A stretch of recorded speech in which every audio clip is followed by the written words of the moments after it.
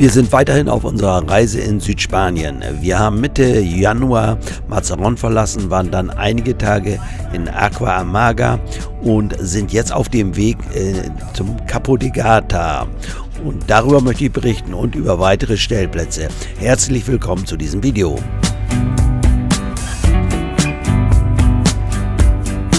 Capo de Gata gehört zur Provinz Almería. Das Ganze ist ein Naturschutzgebiet hier. Bei der Landschaft spricht man von einer Halbwüste, da es hier sehr trocken ist. Der Tourismus hält sich in dieser Region in Grenzen. Die nächste größere Stadt ist Almería, die ist ca. 30 Kilometer entfernt. Wir haben jetzt den kleinen Ort Capo de Gata erreicht, durchfahren den Ort und am Rande des Ortes gibt es große Parkflächen. Dort kann man mit dem Wohnmobil stehen. Ist natürlich kein Stellplatz und gibt auch keine End- und Versorgung. Wasser gibt es dort, aber man darf dort stehen.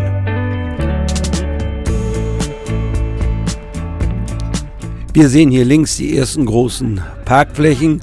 Das sind einfache geschotterte Plätze, wo im Sommer normalerweise die Badegäste parken. Die Region ist bekannt für schöne Badestrände, die natürlich in erster Linie nur im Sommer genutzt werden. Wir hatten uns vorher erkundigt, ob man hier stehen darf.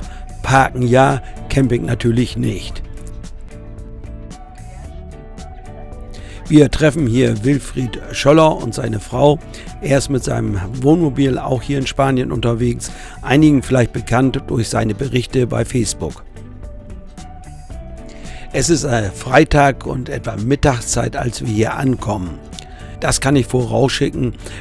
Als wir uns hier hingestellt hatten, kam ein spanischer Camper und erklärte uns, dass am nächsten Tag hier Wochenmarkt ist und es wäre besser, wenn wir etwas weiter zurück zu einer anderen Parkfläche gehen würden. Etwa 200 Meter entfernt gab es eben diesen weiteren großen Parkplatz. Dort sind wir dann hingefahren und auch dort war ausreichend Platz, um dort zu parken. Wir wollen hier eine Nacht bleiben, deshalb stellen wir auch keine höheren Ansprüche. Also für uns reicht das voll und ganz aus, wenn wir so eine Parkfläche haben, um zu übernachten. Jetzt treffen wir Wilfried und Hildegard Schöller. Wir kennen uns nicht persönlich, bisher jedenfalls nicht. Wir kannten uns nur über Facebook und jetzt wollen wir uns mal persönlich kennenlernen. Wir wussten voneinander, dass wir nicht weit auseinander sind mit unseren Fahrzeugen und so haben wir dieses Treffen hier organisiert.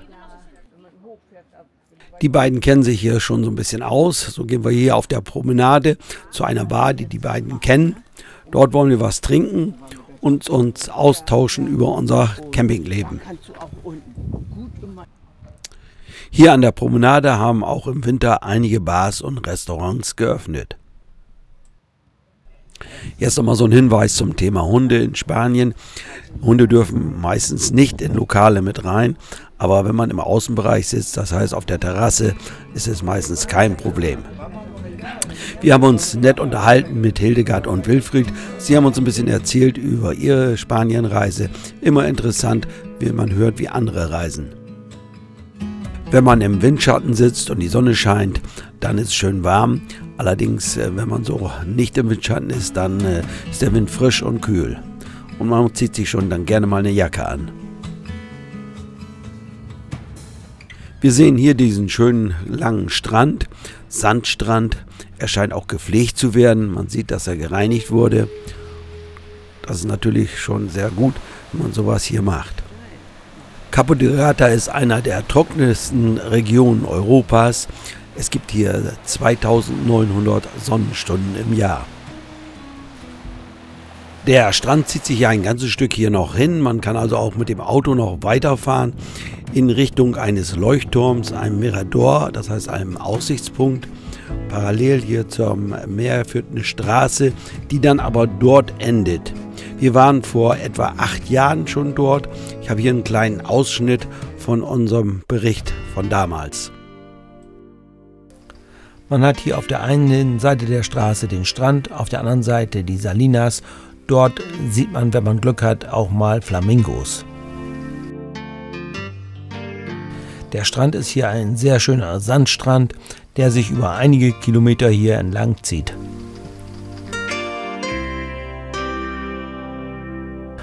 Unser Ziel ist ja der Leuchtturm des Capo di Gata. Das ist die äußerste Spitze des Kaps. Wir fahren jetzt einige Kilometer am Meer entlang und sehen vor uns die Sierra del Capo di Gata.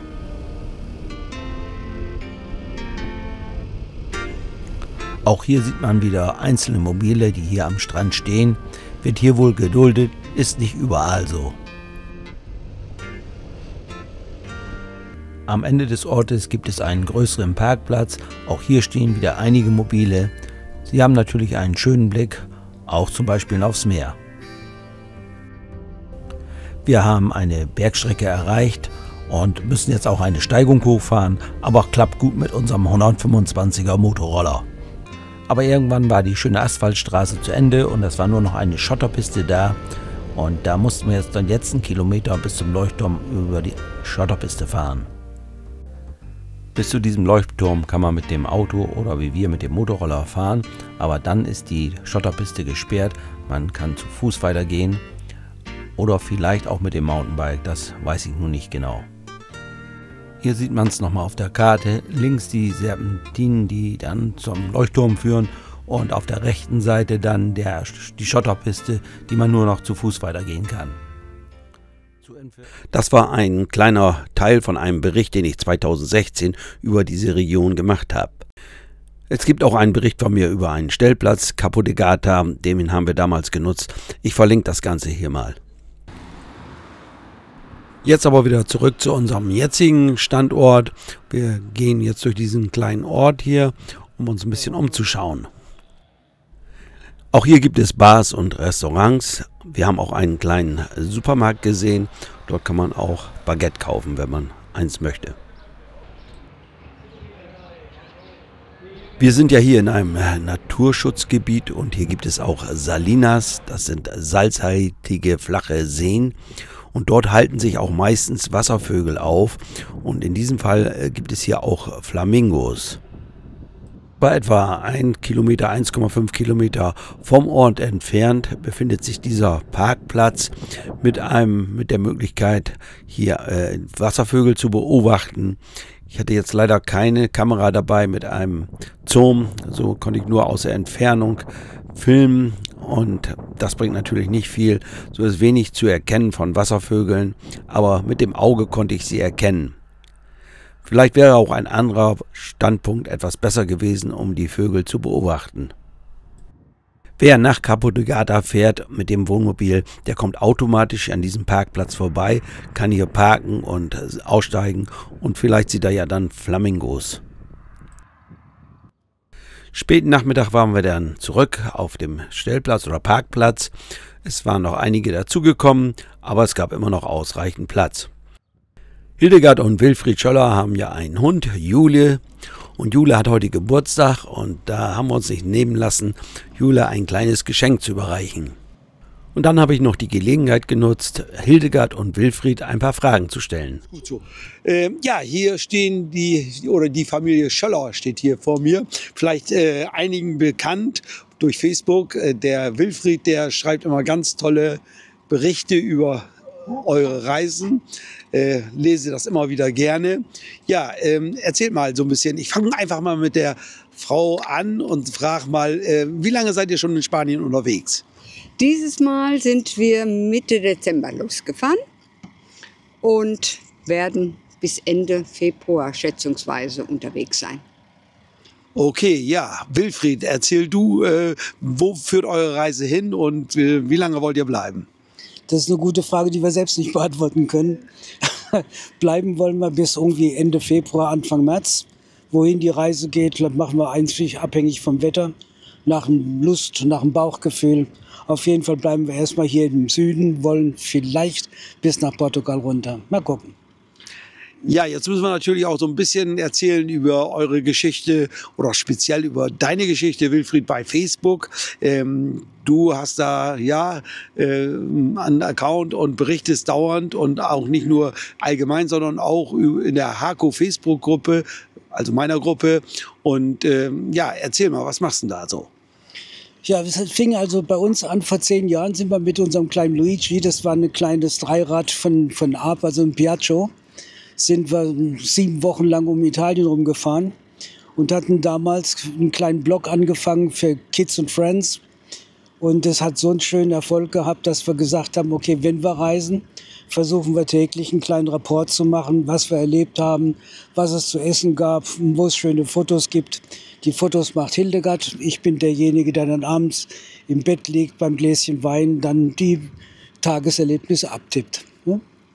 Ja, ihr habt ja auch schon einiges an Followern. Ich glaube, es sind schon ein paar tausend.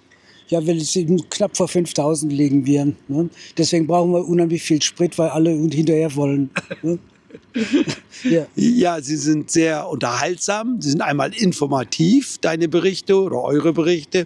Und sie sind auch interessant. Also ich finde da immer wieder interessante Stellplätze dabei, wo ihr hinfahrt. Ihr seid nicht nur auf Camping- und Stellplätzen unterwegs. Ihr nutzt auch schon mal so Freistehplätze. Ja, wir sind eigentlich bestehende oder bekennende Freisteher, weil wir lieben einfach diese Natur, lieben es, möglichst einsam zu stehen. Und wir schreiben gerne unsere Tageserlebnisse, wobei wir auch da ganz ehrlich sind. Wir schreiben auch gerne mal die Sachen, die schiefgegangen sind, beziehungsweise die nicht so schön waren. Ja, ich kann da nur sagen, Dankeschön dafür, dass ihr so nett seid, das alles zu berichten. Wünsche euch weiterhin eine gute Reise hier in Spanien und hoffe, unsere Wege kreuzen sich mal wieder. Dann sagen wir auch Dankeschön. Vielen Dank. Und wünschen euch natürlich das Gleiche. Ciao, Ja, ciao. schöne Reise euch. Adios, hasta luego. Dankeschön an euch beide.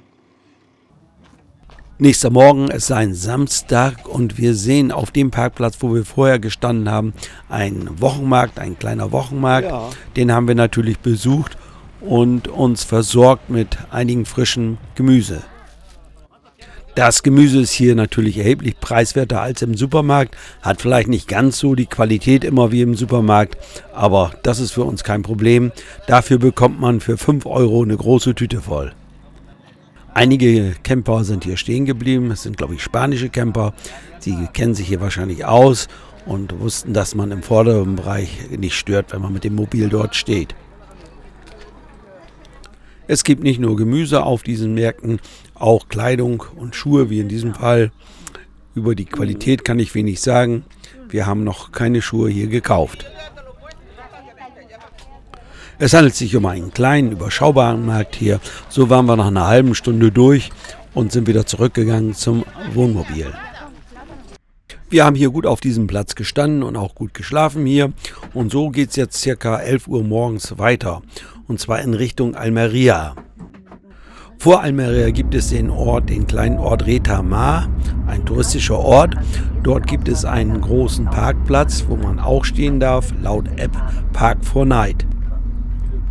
Dort wollen wir jetzt hinfahren, um von dort aus eine kleine Geocache-Tour mit dem Fahrrad zu unternehmen. Es sind nur ca. 16 Kilometer bis dorthin, also kein Problem, immer ganz schnell dort. Retamar ist ein kleiner Touristenort, der im Sommer stark ausgelastet ist. Hier gibt es nämlich einen schönen Strand, der ca. 1,3 Kilometer lang ist. Und so braucht es für die Strandbesucher große Parkflächen und die gibt es hier in Retamar und die werden im Winter nicht genutzt. Und solche Parkflächen, so habe ich es zumindest gelesen, kann man dann auch als Wohnmobilist mal nutzen. Jetzt haben wir diesen großen Parkplatz gleich erreicht. Er liegt hier auf der linken Seite. Man sieht schon Fahrzeuge. Und jetzt müssen wir mal die Zufahrt suchen. Das war uns jetzt nicht ganz klar, wo wir jetzt hin müssen. Aber wir fahren einfach mal geradeaus weiter. Und dort ist nämlich dann die Zufahrt für den Parkplatz. Wir sehen jetzt schon hier auf der rechten Seite einige Mobile stehen. Und somit haben wir uns gedacht, wir stellen uns hier auch dazwischen.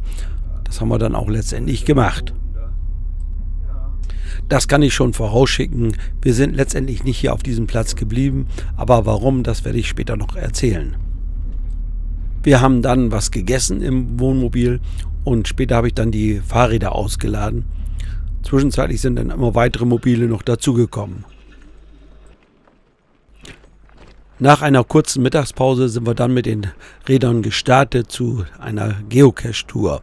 Es ging aber erstmal an den Strand, um überhaupt uns so ein bisschen zu orientieren, um zu sehen, wie der Strand so hier ist. Alles toll angelegt hier, wenig Betrieb hier. Man hatte dann hier beim Fahrradfahren einen schönen Blick aufs Meer. Die Promenade liegt etwas höher als der Strand. So gibt es an verschiedenen Stellen so Treppen, wo man dann runtergehen kann zum Strand. Und von hier aus hat man auch eine schöne Sicht auf den Strand. Der Sand am Strand ist hier nicht so hell wie zum Beispiel in Aqua Amarga und ist auch ein bisschen grobkörniger. Dann sind wir noch vorbeigekommen. Ich denke, das ist ein Schwimmbad, hat Verbindung zum Meer. Ich denke, dass das dort im Sommer zum Schwimmen gedacht ist.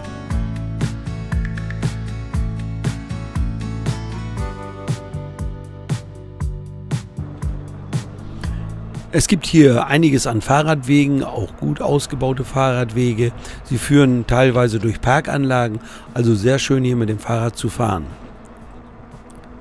Nach etwa einer Stunde waren wir wieder zurück am Stellplatz und jetzt waren wir etwas erstaunt. Alle Mobile waren weg. Vorher hatten etwa 10 Mobile gestanden, jetzt stand nur noch unser Mobil hier.